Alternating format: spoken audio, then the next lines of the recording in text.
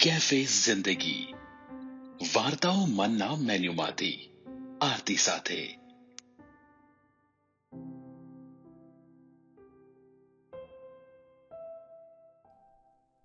હાય, cafe જિંદગીમાં હું છું આરતી ને લઈને આવી ગઈ છું વધુ એક વરસાદી વાર્તા.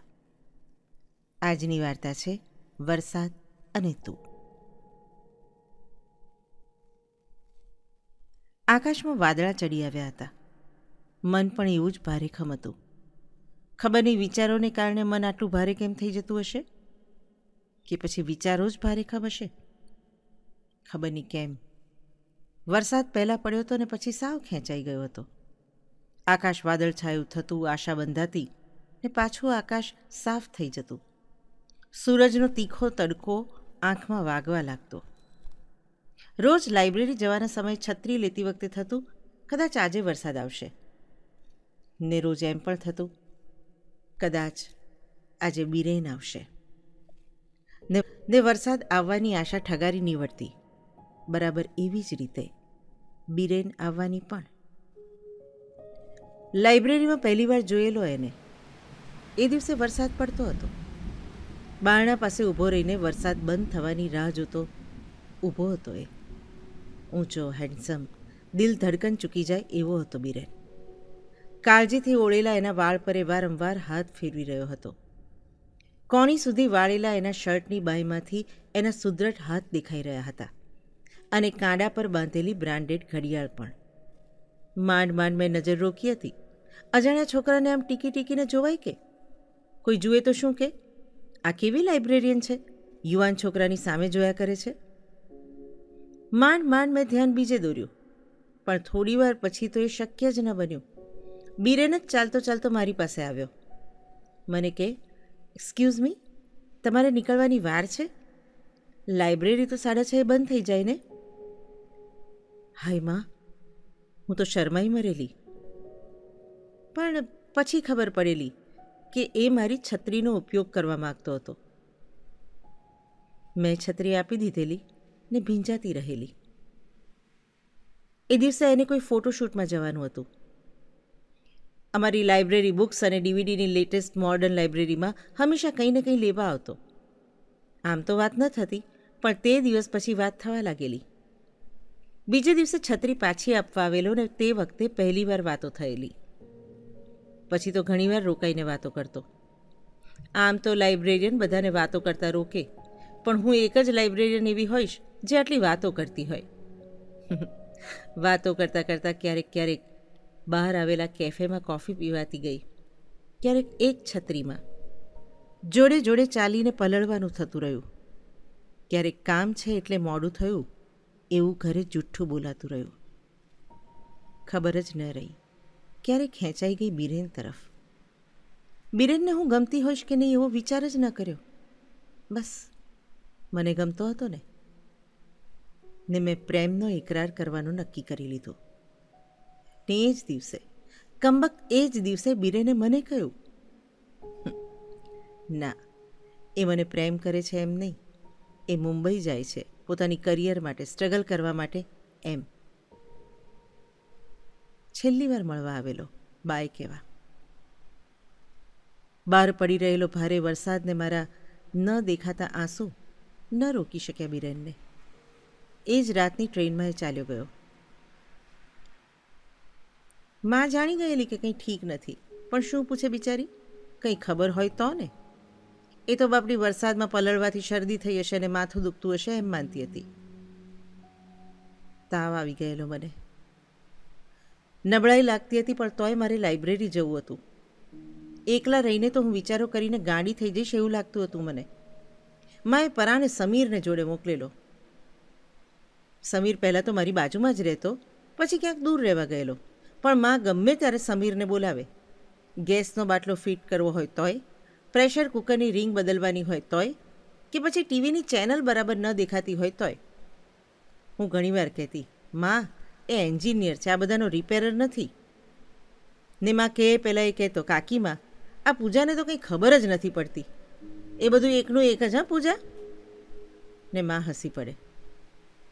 માં અને સમીર પણ રામ જાણે આટલી વાતો કઈ રીતે કરી શકતા હશે.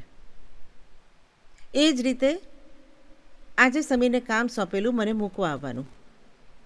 સમીર મને લાઇબ્રેરી સુધી એની કારમાં ઉતારી ગયો. જતાં જતાં એણે મને બોલાવી, પૂજા. હું અટકી. એણે સામે જોયું ને પછી કહ્યું, સાચવજે હા, ને ચાલ્યો ગયો.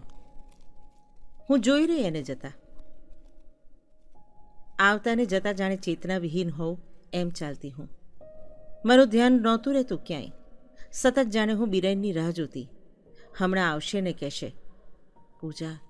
ખરું કહું તો ત્યાં જઈને મને સમજાયું કે હું મારી જિંદગી અહીં છોડીને આવ્યો છું. મારી સાથે ચાલ. અથવા તો હું કોઈ દિવસ ઘરે પહોંચીશ ને મા સાથે બેઠો હશે. મા ઊભી થઈને કહેશે, જો તો આ છોકરો કહે છે તને પ્રેમ કરે છે ને લગ્ન કરવા ઈચ્છે છે. ખુલ્લી આંખે સપના જોયા કરતી હું ને ખુલ્લી આંખે તૂટતાય જોતી. બિરેન ન આવ્યો, ન લાઇબ્રેરીમાં ન ઘેર. એકરાર પણ ન કરેલા પ્રેમની અધૂરપ મને પીડી રહી હતી. દિલમાં સતત ભાર રહેતો આ ન વરસેલા પ્રેમનો ને આકાશ ભારે રહેતું ન વરસેલા વરસાદથી.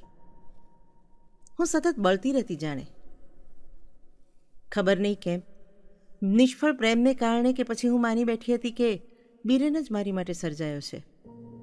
ભૂલતા ઘણી વાર લાગી મને, ને તોય ઘણીવાર અહેસાસ થતો બિરેન પાછો આવી ગયો છે ને બમણા જોરથી મન ગોરંભાઈ જતું પાછું, વરસવાની ના પાડતું એવું. એ દિવસે શહેરમાં બસની હડતાલ હતી. માએ સમીરને મને ઘેર લેવા મોકલેલો લાઇબ્રેરી પર. સમીર બહાર રાહ જોઈને ઊભો હતો. મા પર ચીડાતી હું સમીર સાથે કારમાં બેસી ગઈ. ને ઉફ, બસની હડતાલને કારણે રસ્તાઓ કોરાકટ હોવા જોઈએ એને બદલે ઠેર ઠેર છકડાઓ અને રિક્ષાઓએ ટ્રાફિક જામ કરી દીધેલો. સતત હોર્નના અવાજોને ઘોંઘાટ સંભળાતા હતા.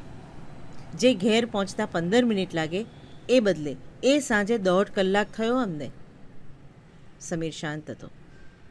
બહારના ઘોંઘાટથી વિરુદ્ધ એની કારમાં અજબ સુકૂન હતું. મહેદી હસનની ગઝલ વાગી રહી હતી, રંઝિશ હી સહી. ખબર નહીં કેમ મને બિરેન યાદ આવી ગયો. તોય મેં મારી જાત પર કંટ્રોલ કર્યો. પણ મારા આશ્ચર્ય વચ્ચે સમીરની આંખોમાં ભીનાશ અનુભવાઈ. મેં હળવેથી પૂછ્યું, સમીર, શું થયું? કદાચ મેં જીવનમાં પહેલીવાર સમીરને કંઈ સિરિયસલી પૂછેલું. એના જીવનમાં કોઈ છોકરી હતી, એને છે દઈને ચાલી ગઈ હતી ને મને ખબર નહોતી. જેને નાનપણથી હું બેસ્ટ ફ્રેન્ડ ગણતી હતી, એની જિંદગીમાં શું થયું એ હું જાણતી નહોતી. ને મારા આશ્ચર્ય વચ્ચે બિરેન વિશે બધું જ જાણતો હતો સમીર. 1.5 કલાકના એ ટ્રાફિક જેમને કારણે અમે કદાચ વધુ સહજતાથી નજીક આવીને વાતો કરવા લાગ્યા. સમીર મારા વિશે, મારી પસંદ નાપસંદ વિશે કેટલું જાણતો હતો ને હું મારા વિશે, જે મારા જીવનમાં મારે માટે ક્યારેક આવેલો એવા બિરેન વિશે વિચારવામાં જ વ્યસ્ત હતી. ને આમાંથી ઊંચું જોયું ત્યારે સમજાયું કે મા મને ધકેલી રહી હતી સમીર તરફ. હું સમજતી હતી સમીર સારો હતો, પણ ખબર નહીં, ખચકાટ અનુભવાતો હતો મને. મને એવો પણ ખ્યાલ નહોતો કે સમીર શું વિચારતો હશે. બિરેન જો કે હવે ભૂલાવા લાગેલો ને તોય નવા સંબંધ માટે હું તૈયાર નહોતી. ઘર આવેલું ને હું ઉતરી ગયેલી.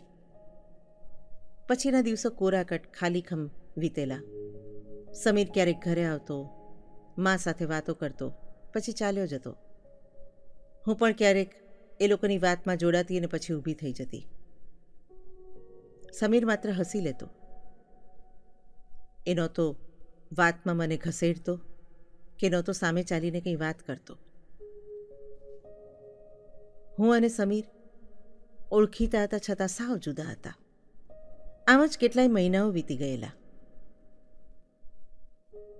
એ દિવસે આગાહી હતી, પણ સવારે એટલો વરસાદ નહોતો. પણ બપોર થતાં તો મોસમે રૂપ બદલ્યું. કડાકા સાથે વરસાદ તૂટી પડ્યો. થોડી વારમાં તો ધોધમાર વરસાદ વરસવા લાગ્યો. વરસાદનો રોમાંચ હવે ડરમાં બદલાઈ ગયો.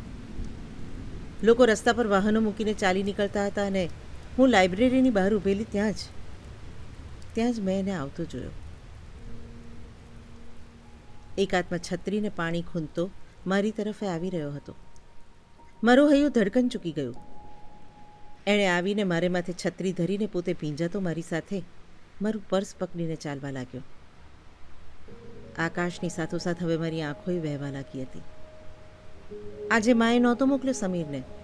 મા તો માસીના ઘેર બહારગામ ગયેલી. એને તો ખબરે નહીં હોય કે અહીંયા વરસાદ છે. ને સમીર મને લેવા આવી ગયેલો. પાણી ભરાયેલા ચારે કોર. પાણી ભરેલા ખાડામાં મારો પગ પડ્યો. જેટલી સહજતાથી એણે મારો હાથ પકડ્યો એટલી જ સહજતાથી મેં મારો હાથ એને સોંપી દીધો. વહેતા પાણીની સાથે કદાચ અમારે પણ અમારા મનનો ભાર વહી જવા દેવો હતો. મને ઉદાસ સાંજોનો થાક લાગ્યો હતો અને કદાચ સમીરને પણ. મોસમના વરસાદનો ઉન્માદ ફરી એકવાર મારે અનુભવવો હતો અને કદાચ સમીરને પણ. આંખોમાં આંખ નાખીને મેં સમીર સામે જોયું. સમીરે મને નજીક લીધી. અજબ હૂંફ અનુભવાઈ મને એ આલિંગનમાં. ને વરસાદમાં હું ને સમીર અંદર અને બહારથી સંપૂર્ણ ભીંજાતા રહ્યા. કેફે જિંદગીમાં આ હતી આજની વાર્તા. દર અઠવાડિયે કેફે જિંદગીની યુટ્યુબ ચેનલ પર હું તમને નવી વાર્તા સંભળાવું છું. વાર્તાઓ, ગુજરાતી વાર્તાઓ, મૌલિક વાર્તાઓ માત્ર કેફે જિંદગીમાં આરતી સાથે. જો તમને વાર્તા ગમી હોય તો કેફે જિંદગીની યુટ્યુબ ચેનલને સબસ્ક્રાઈબ કરજો, લાઈક કરજો અને બેલ આઇકન દબાવજો. બીજી વાર્તા લઈને તમને મળું ત્યાં સુધી બાય.